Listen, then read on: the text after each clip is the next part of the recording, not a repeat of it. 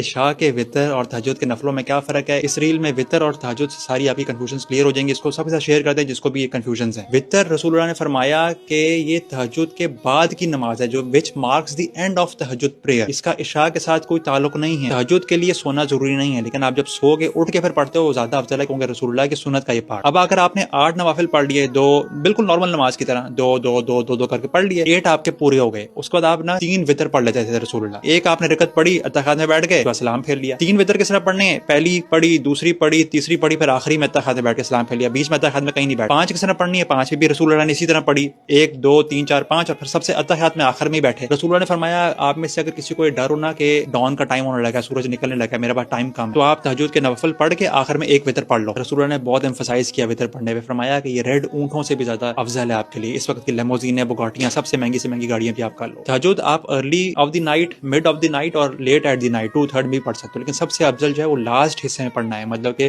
فجر سے آپ 15 منٹ پہلے بھی اٹھ سکتے ہیں، آدھا گھنٹہ پہلے بھی اٹھ سکتے ہیں. وطر کی دعائے قنوت جو ہے یہ سننا ہے، یہ کوئی واجب یا فرض نہیں ہے. اگر آپ یہ نہیں بھی پڑھیں گے تو آپ کے وطر ہو جائیں. ہمارے سب کانٹیننٹ میں جو قنوت نازلہ پڑھی جاتی ہے وطر میں، رسول اللہ نے یہ صرف پوری زندگی میں 1 مہینہ صرف پڑھی تھی، اور وہ بھی رکوع کے بعد. قنوت نازلہ ٹوٹلی ڈفرنٹ دعا ہے اور یہ کسی بھی فرض کی نماز میں پڑھی جا سکتی ہے، اور رسول اللہ پڑھتے تھے اسپیشل کلیمٹی کے ٹائم. رسول اللہ صلی اللہ علیہ وسلم نے وطر میں جو دعائے قنوت سکھائی تھی حضرت حسن کو، وہی ساری اسکرین پہ آ رہی ہے، یہ آپ وطر میں پڑھا. قنوت نازلہ تو رسول اللہ صلی اللہ علیہ وسلم نے رکوع میں جانے کے بعد پڑھی. دعائے قنوت جو آپ وطر میں پڑھتے ہو یہ آپ رکوع سے پہلے پڑھتے ہو. اب آپ کی مرضی ہے کہ آپ ہاتھ اٹھا کے پھر باندھ کے پھر پڑھیں یا ہاتھ اٹھائے بغیر پڑھ لیں، دونوں طرح سے جائے. سورہ فاتحہ کے بعد دوسری سورہ کے بعد آخر میں آپ اس کو ساتھ ہی جوڑ لیں دعا کو، وہ ٹوٹل آپ کی اپنی مرضی. اس کو ان سب لوگ ساتھ شیئر کریں جن کو وطر کے بارے میں کنفیوژن